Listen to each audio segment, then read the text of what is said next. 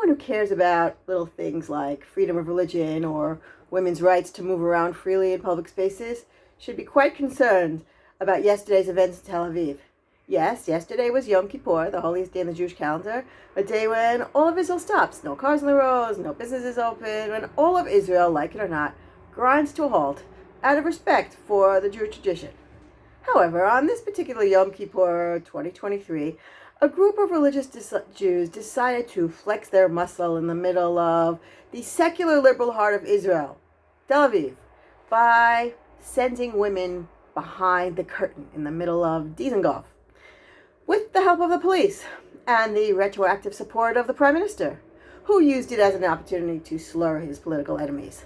All this, by the way, despite the Supreme Court ruling from just 2 weeks ago that made the actions of this religious misogynistic group actually illegal.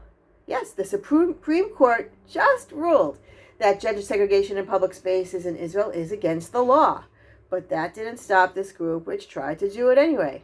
And then all hell broke loose, and the group claimed to be victims as opposed to instigators, and the police and Prime Minister supported them, and the rest of us are left with our jaws dropped. Why? Why am I so alarmed by all this? Let's break it down. Here are 7 reasons why these events have me worried. Very worried. 1. The religious group purposely defied the Supreme Court. The Supreme Court ruled right before the holiday that this group, which is called Rosh Yehudi, literally Jewish head, that they could not erect gender dividers in the middle of the street. And they did it anyway, which is exactly what this coalition has signaled that it may do if Bibi doesn't like the way the Supreme Court rules on some of the things happening now with his coalition. That is, he has signaled that he may simply defy the Supreme Court. He and his coalition members together have signaled that they may simply ignore the Supreme Court, which would be the beginning of the end of the Supreme Court, or possibly a microcosm of the constitutional crisis that is coming in Israel. 2, the police helped the religious group.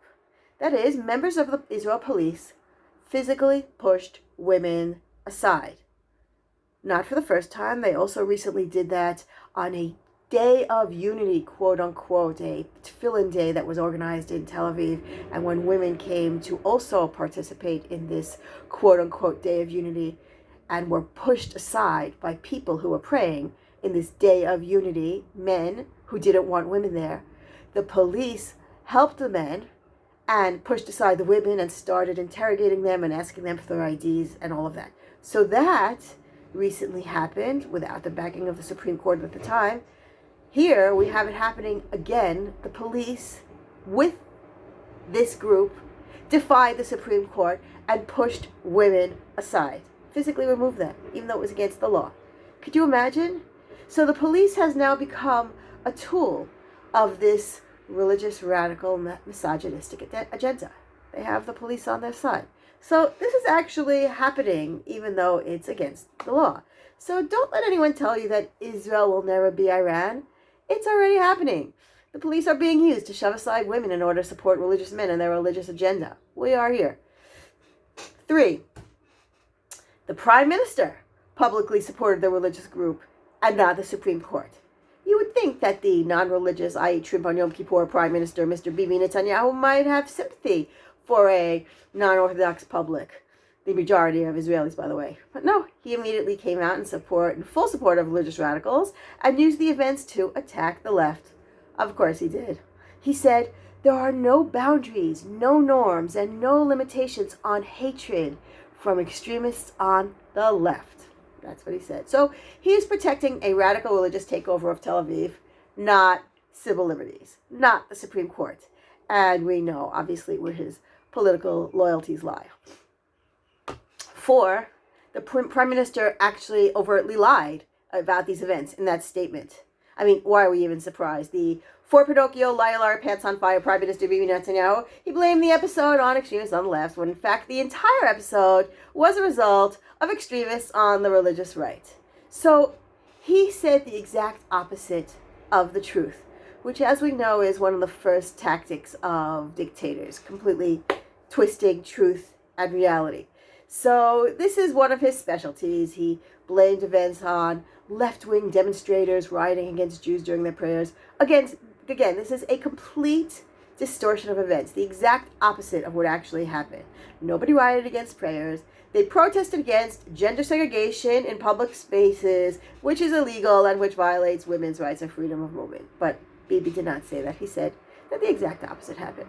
So that's Bibi. Liar, liar, pants on fire.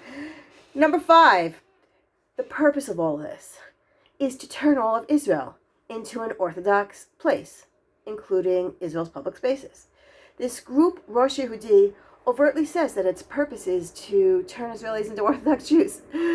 You could call this outreach or kirov, whatever. All those words whitewash this kind of missionary activity.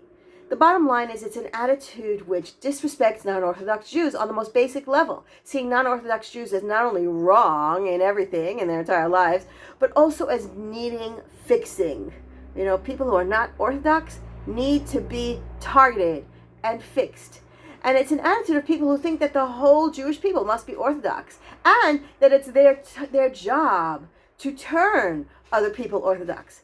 And not only do they fundamentally see non-Orthodox Jews as needing to be changed and fixed, but they see their own divine mission. They see themselves as being, messengers of God, and that they have the right and the obligation, this like divine obligation, to make everybody Orthodox and to turn Israel's public spaces into these mini Orthodox synagogues.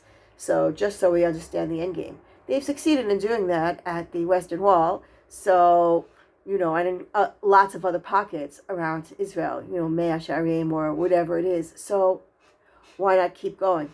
Tel Aviv. Okay, number 6. In this version of Judaism, to be religious means to turn women powerless and invisible. We should really stop talking about this in terms of gender segregation, as if it's dividing spaces into 2 equal parts, one for men, one for women. They're the same, just separate but equal, as if. They're not equal. In this Orthodox version of segregation, the men's section is where life takes place as usual. It's where people speak, lead services, read from the Torah, sing out loud, and do everything that Jewish people tend to do when they pray. The women's section is for the spectators, period. Powerless, voiceless, uncounted, covered up spectators. The men's section is the shul where people do stuff, and the women's section is the galleys, the observers, the audience. If there are 0 women present, everything goes on as normal, whereas if there are 0 men present, there's no shul. Okay, so let's not think that this is just for the protection of women. That is a lie. It is not about the protection of women. It is about the removal of women from the space so that men can have a female-free zone, a women-free zone, no contamination by female bodies and voices. It's not gender segregation, it is the erasure of women, just so we're clear. And 7, not a single member of the coalition seems to think there's anything wrong with any of this. While several members of the opposition have called out these events and have accused the Prime Minister of sowing hatred and ignoring the rule of law, not a single member of the coalition has. And why would they? Why would we expect them to? The coalition is committed to legalizing gender segregation, or female erasure, to say it more accurately, including holding all male events in their own conferences, as the communication ministry did just a few weeks ago.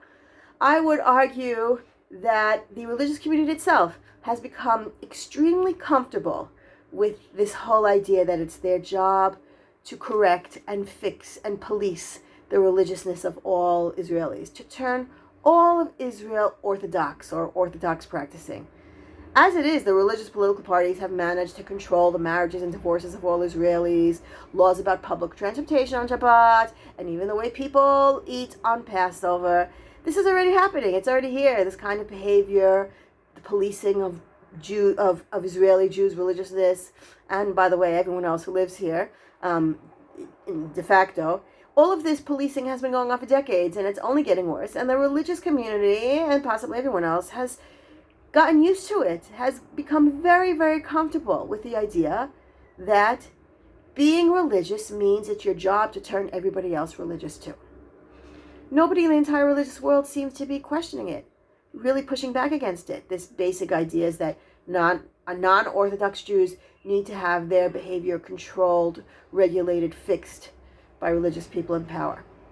And you should just ask yourself how far you would be willing to go to let the government into your personal life, your religious life, your spiritual life, your everyday decisions, controlling what you're allowed to eat, what you're allowed to wear, whom you're allowed to marry, whether you can get divorced, who you sleep with, what you do in your bedroom. So much of this is already happening, and how far is it going to go? I mean, are you willing to have a government with religious radicals in power poking around in your life and telling you where you can walk on the street, suddenly having the police come and physically push you aside to a different part of the street, asking you for your ID because you're possibly breaking the law by walking down the street as a woman or whatever gender you happen to be that happens to be illegal in that spot. Okay? Whether you're allowed to speak in public or sing in public or what you're eating or what you're wearing.